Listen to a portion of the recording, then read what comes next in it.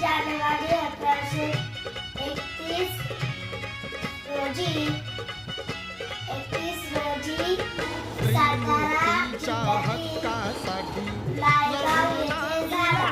तो सावित्रीबाई फुले या शिक्षण भारताच्या तरुणोपाय उद्याचा गिरविला शिक्षिका होत्या. त्यांचा विवाह विषमतेवर घाव घाला फुले यांच्याशी झाले.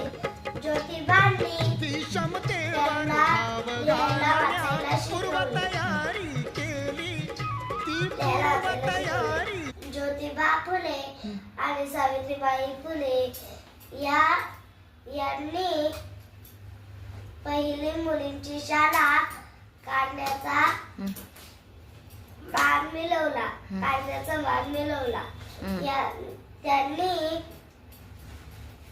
त्यांनी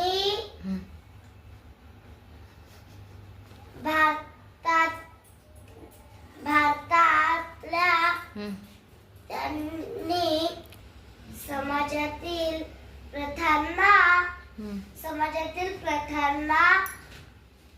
वाईट